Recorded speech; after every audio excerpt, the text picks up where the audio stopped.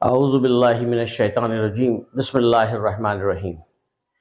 My dear students और viewers, पहले तो मैं आप सब उन लोगों का जिन्होंने मुझे कमेंट्स दिए मुख्तलिफ हवालों से और मेरी हौसला अफजाई की, उसके लिए उन सब का बहुत शुक्रिया।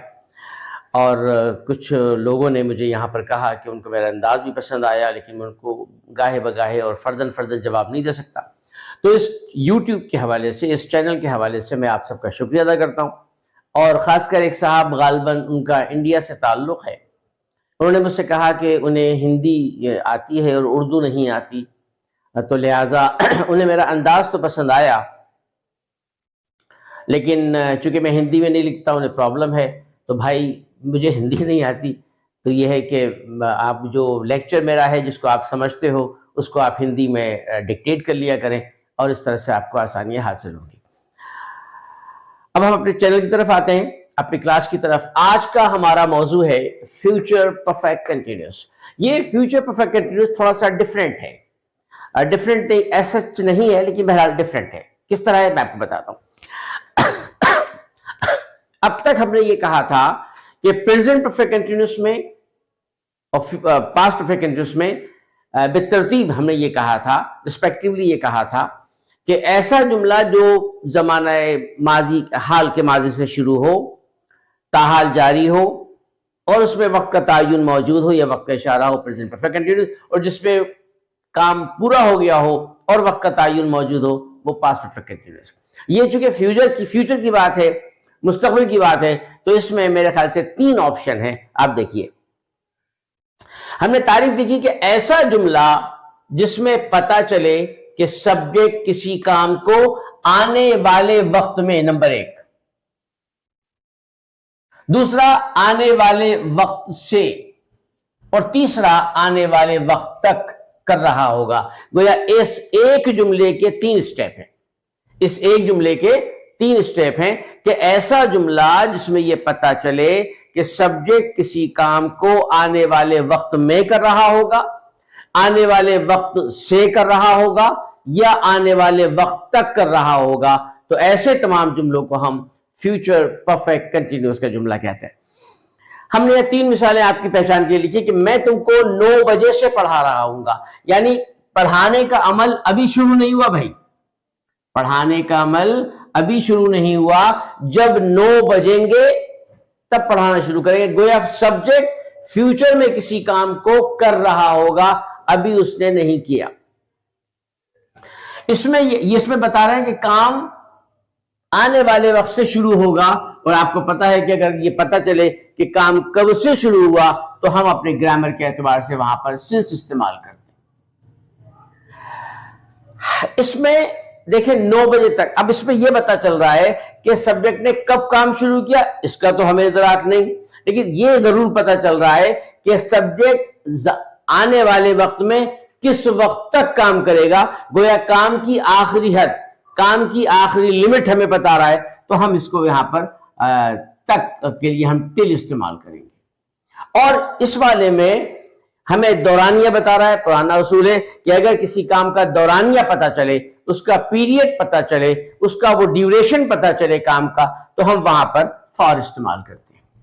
दूसरी पहचान आपको याद होगी, मैंने कहा था कि इसमें ये तीनों किस्म के जुमले, यानी present perfect continuous, past perfect continuous और फ्यूचर परफेक्ट कंटिन्यूअस, इसमें जनाब बात यह है कि अगर हमने कहा था वक्त का तायुन ना हो, तो वो जुमला अपने ही खानदान के प्रेजेंट परफेक्ट कंटिन्यूअस अपने ही खानदान के प्रेजेंट कंटिन्यूअस में बदल जाएगा। इसी तरह पास यहां भी अगर मैं 9 बजे ये टाइम पीरियड निकाल दूं तो मैं तुमको पढ़ा रहा हूंगा, ये जुमला सिंपल फ्यूचर कंटिन्यूअस का हो जाएगा। तो लिहाजा फ्यूचर कंटिन्यूअस में और फ्यूचर परफेक्ट कंटिन्यूअस में जो बुनियादी फर्क है वो वक्त के तायुन का है। हमारे पास फार्मूला है, अब हम देखते हैं। अच्छा, चूंकि हमारा बोर्ड जरा छोटा है भाई, तो हमने हैव की एब्रीविएशन एपोस्ट्रोफी वी कर दिया, एव। तो आई हैव जो होता है, जो आईव। तो अब जनाब, अब हम यहां देखते हैं, तो इस फार्मूले को मैंने पहचान के लिए कहा कि हैव की शॉर्ट फॉर्म एपोस्ट्रोफी वी है, तो मैंने फार्मूले में भी ऐसा ही कुछ लिखा है। सब्जेक्ट के बाद will have been, shell have been, ये जो वी नजर आ रहा है इज इक्वल टू हैव, ये हैव की एब्रिविएशन है। बीन वर्ब की फर्स्ट फॉर्म में आईएनजी, फिर ऑब्जेक्ट, ऑब्जेक्ट के बाद सिंस, फॉर या टॉल, टिल, और ये तीनों चीजें मैंने आपको बता दी कि सिंस कहां होता है, टिल कहां होता है और फॉर कहां होता है, और उसके बाद दिया हुआ टाइम या पीरियड। यही तरतीब नेगेटिव में होगी। और नेगेटिव में हमारा पुराना असूल है कि अंग्रेजी के वो तमाम जुमले ये 2 या 3 लफ्जों पर मुश्तमिल हेल्पिंग वर्ब होते हैं, उनके दरमियान में नॉट लगा दो या पहले लफ्ज के बाद में आप नॉट लगा दो। जैसे मैंने विल नॉट हैव बीन किया तो यहां सही था, विल नॉट हैव बीन भी सही है, विल हैव नॉट बीन भी सही है, शैल नॉट हैव बीन भी सही है, शैल हैव नॉट बीन भी सही है। मगर सवालिया के लिए वही पुराना असूल है कि सिर्फ विल और शैल बाहर आएगा और बाकी जुमले अपनी जगह पे रहेंगे, और इस तरह जुमला हमारा सवालिया बन जाता है। तो आइए देखते हैं, मैं तुमको 9 बजे से पढ़ा रहा हूंगा। आई शैल हैव बीन, या विल भी आप कर सकते हो, will have been teaching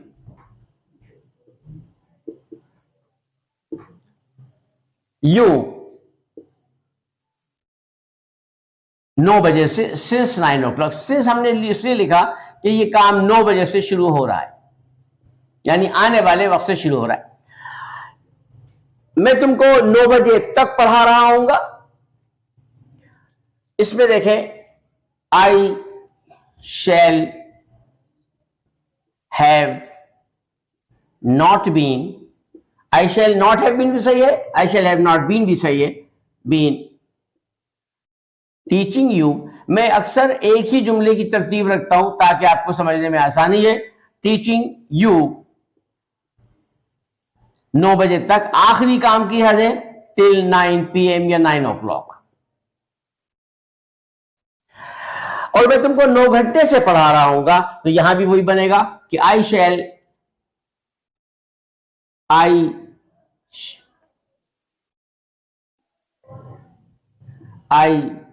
shell have not been teaching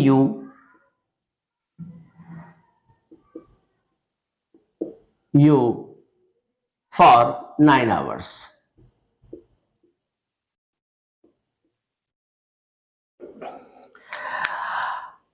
और अंग्रेजी जैसे मैंने कहा था कि जब सवालिया बनाना मकसूद होगा तो ये वाला पोर्शन बाहर आ जाएगा, ये बाहर आ जाएगा, ये बाहर आ जाएगा सब्जेक्ट से, और हमें फिर इससे बाकी तरतीब हमारी वैसी वैसी विल भी हो सकता है और शैल भी हो सकता है। इसके बारे में वजाहत में पहले भी कर चुका हूं। तो ये विल या शैल बाहर आएगा और जुमला हमारा सवालिया हो जाएगा। Shall I have been teaching you या will I have been teaching you, shall I have not, सही है सब, ये हमारे पास जुमला आ गया। तो ये हमारे पास फ्यूचर परफेक्ट कंटिन्यूस था। फ्यूचर परफेक्ट कंटिन्यूस की पहचान 3 हिस्सों में तकसीम है कि या तो सब्जेक्ट उस काम को आने वाले वक्त में कर रहा होगा, आने वाले वक्त से कर रहा होगा, आने वाले वक्त तक कर। आने वाले वक्त में का मतलब पीरियड, ड्यूरेशन, आने वाले वक्त तक का मतलब काम की आखिरी हद, और आने वाले वक्त से का मतलब वो काम शुरू होने का वक्त। इन तीनों में जो तरतीब हमारे पास है, सिंस, टिल और फॉर का इस्तेमाल, वो इस्तेमाल करने के बाद हमने बनाया। और हमारा वही पुराना असूल है कि इन कार्य के लिए हेल्पिंग वर्ब के दरमियान में नॉट लगाते हैं और हेल्पिंग वर्ब के पहले हिस्से को हम बाहर ले आते हैं। ये जुमला हमारे पास फ्यूचर परफेक्ट कंटीन्यूअस का था। तो मैं भूल गया था कहना कि भाई मेरा ताल्लुक असल में अल्हम्दुलिल्लाह पाकिस्तान से, तो मुझे हिंदी नहीं आती। तो मेरे इंडिया के भाई जो ये देख रहे हैं चैनल, वो इसको अपने अंदाज में सब्सक्राइब कर, उसको ट्रांसलेट कर ले हिंदी में ताकि वो समझ ले, और जो मैं लेक्चर देता हूँ उसको वो डिलीवर करे पढ़े। अच्छा, इस वीडियो के साथ साथ इसी के अटैच में आपको वोकैबुलरी की एक लिस्ट मिलेगी। उस वोकैबुलरी में मैंने जो ईडी की जो फॉर्म है, सेकंड फॉर्म जो थर्ड फॉर्म है, वो ईडी के साथ मैंने बना दी, छोटा सा लिख के तो उसके आगे बता दिया। उस वीडियो में आप देखेंगे। तो इस तरह से इस वीडियो को उसको मिलाकर देखिए। और एक चीज और, आज हमारा टेंस मुकम्मल हो गया। आज हमारा टेंस यानी 12 टेंस हमारे मुकम्मल हो गए। हमारे साथ एक प्रॉब्लम थी और है, और जिसकी बुनियाद पर मैंने ये चैनल शुरू किया। हमारे बाज स्टूडेंट्स ऐसे हैं, बच्चे जो माहौल के सबब और मुख्तलिफ स्कूलों में पढ़ते हैं, तो वो अपने माहौल के साथ अंग्रेजी तो बोल रहे होते, इसमें कोई शक नहीं, लेकिन उन्हें इस बात का इदराक नहीं होता कि उस अंग्रेजी में जो जो तरीके, जो जो अल्फाज वो इस्तेमाल करते हैं, वो ग्रामर के किस शक्ल में मौजूद हैं और उससे क्या मफहूम वाज़ेह होता है। तो ये पूरे के पूरे 12 टेंस मैं इंग्लिश में लेक्चर डिलीवर करूंगा, सिर्फ उन स्टूडेंट्स के लिए जो माहौल के सबब अंग्रेजी बोल तो लेते हैं, लेकिन without understanding why they are using this word or that word. They are, no doubt, they are expert and they are very fluent English speaker, but despite their fluency, they are not in a better position to understand the mechanics of English, the grammar of English, and even they don't know why they use s or es in this tense and why they use this rule and that rule. That's why, just to clarify them, clarify the grammar before such students, inshallah my class, an entire 12 tenses will be repeated inshallah in next class, and the rules, the regulation which I taught here in Urdu, each and every rules, each and every principle of the English grammar will be delivered before you students, my dear guys, before you in English, so that you may be better able. No doubt you can understand, but you will be better able to know, to be familiar about the rules and regulation of the English language. Thank you so much, बहुत शुक्रिया। तो इंशाअल्लाह और रहमान रहीम बाकी हमें मुलाकात करोगी। आप लोगों का बहुत शुक्रिया। गुजारिश है कि इस चैनल को सब्सक्राइब कीजिए, हमारा हौसला भी बढ़ेगा और इस तरह से हमारा सिलसिला बढ़ेगा, और कल की वीडियो यकीनन बहुत इंपॉर्टेंट होगी। बहुत शुक्रिया जी। अस्सलाम वालेकुम रहमतुल्लाहि व बरकातहू। तो इस वीडियो के शुरू में जैसे मैंने आपसे कहा था कि मैं वोकैबुलरी भी दूंगा, तो ये पूरी वोकैब की लिस्ट हमारे पास मौजूद है और मैं आपको पढ़ के सुनाता हूँ और इसकी जो कुछ बातें हैं वो बताता हूँ। अबंडन में जो इसके साथ छोटे फॉर्म में ईडी वगैरह लिखा है, वो सेकंड और थर्ड फॉर्म की निशानी है। तो अबंडन छोड़ना या तर्क करना, और इसका सेकंड और थर्ड फॉर्म बनती है ईडी के साथ। अबेस जलील करना, इसमें डी के इजाफे से सेकंड और थर्ड बनती है। अबेश ईडी के इजाफे से सेकंड थर्ड बनती है, शर्मिंदा करना। अबेट महज डी, चूंकि ई मौजूद है, महज डी के इजाफे से कम करना।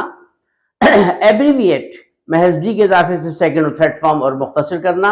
बा ईडी के इजाफे से सेकंड और थर्ड फॉर्म और भय बे करना, जो जानवरों की आवाज या किसी के बेतहाशा बेनतहा बेहंगम रोने की आवाज को भय बे कहते हैं। डेबल DABBLE डेबल सेकंड और थर्ड डी के इजाफे से बनता है। बड़बड़ाना या बात उगल देना। बैकबाइट की सेकंड और थर्ड फॉर्म सिर्फ ई हटाकर BIT बिट लगाने से बनती है। बैकबाइट, बैकबिट या बिटबिटिन भी हो सकता है, और इसके माने चुगली करना, गीबत करना। बैग नाउन भी है और वर्ब भी। बैग माने थैला, जो हम थैला इस्तेमाल करते हैं, और बैग इसमें ईडी लगा दी जाए तो थैला भरना, या थैला नाउन है और ये थैला भरना। बस के मानी सरगोशी करना, ईडी के इजाफे के साथ सेकंड और थर्ड फॉर्म। कैबिल मानी रस्से से बांधना, तार या रस्सी को कहते हैं, और ईडी के इजाफे से सेकंड और थर्ड फॉर्म। कैच या कैच छुपाना, खाने पीने की चीजों को किसी छुपाने की जगह रखा जाए, उसे कैच कहते हैं, और ईडी के इजाफे से ये वर्ब भी है तो ये सेकंड और थर्ड फॉर्म बनती है। कैकल मानी कुड़कुड़ाना, काय करना, कै करना, बात बात पर उलझना, और डी के इजाफे से सेकंड और थर्ड फॉर्म बनती है। डैब ईडी के इजाफे से सेकंड और थर्ड फॉर्म। थपथपाना, हाथ फेरना या किसी जख्म पर लेप करने के लिए भी इस्तेमाल होता है। डेबल मानी होता है ईडी महज डी के इजाफे के साथ सेकंड और थर्ड फॉर्म, और डेबल मानी छप करना, छींटे उड़ाना, पानी में हाथ भिगोना, हाथ डालना। वीडियो के साथ साथ मेरी वर्डिंग पे भी गौर कीजिएगा। एक्सीड मानी बढ़ जाना, ईडी के इजाफे के साथ सेकंड और थर्ड फॉर्म। सॉरी माफ कीजिएगा। फ्लैगलेट के मानी कोड़े मारना, कोड़ों की सजा देना, और डी के इजाफे से सेकंड या थर्ड फॉर्म। और फ्लैटन चपटा करना, ईडी के इजाफे से सेकंड और थर्ड फॉर्म। मैकेडमाइज ये जेड की जगह जेड भी आ सकता है और एस भी आ सकता है, जेड भी आ सकता है और एस भी आ सकता है। तो मैकेडमाइज का मतलब होता है सड़क को पक्की करना, और लॉप सेकंड और थर्ड फॉर्म ईडी के इजाफे के साथ बनती है। अगर ये लॉप ऑफ के साथ आए तो इसके मानी तराशना, काट छाट करना, किसी शाख को काटना। और लोप अगर बगैर ऑफ के आए तो बेजान की तरह लटका होना, जैसे हाथ खुदा न खास्ता किसी की चोट लग जाना, टूट जाना, या किसी शाख का ऐसे ही बेहंगम बेवजन लटकना, उसको भी कहते हैं। लोप के दो मानी है, दोनों वर्ब हैं। ये लॉप बगैर ऑफ के आता है तो बेजान की तरह लटकना, और लॉप ईडी में सेकंड और थर्ड फॉर्म दोनों में और ऑफ के साथ आए तो अमूमन तराशना काट छाट के मानों में आता है। और एलओपी, ये है एलओपी लॉप, ये है एलओपी लॉप। ये डी के इजाफे के साथ इसके मानी है लंबे लंबे कद भरना, तेज तेज चलना, छलांगे लगाते हुए जाना। तो लॉप डी के इजाफे के साथ सेकंड और थर्ड फॉर्म, और मानी हमने आपको बता दिया। एक्साइट पुरजोश होना, लिबरेट आजाद करना या होना, डी के इजाफे के साथ दोनों की सेकंड और थर्ड फॉर्म। लिमिट हद में होना, महदूद होना, ईडी के इजाफे के साथ सेकंड थर्ड फॉर्म। लेवी मानी टैक्स लगाना, और यहां वाई हटाकर आई ई डी लगाना, सेकंड और थर्ड फॉर्म बनता है। तो ये हमारे पास आज की आपको वोकैबुलरी की लिस्ट थी। इसको अच्छी तरह देखिए, स्पेलिंग याद कीजिए, और यकीनन जुमलों में इस्तेमाल में आपको बहुत आसानी होगी। बहुत शुक्रिया, अपना ख्याल रखिएगा। जज़ाकल्लाह।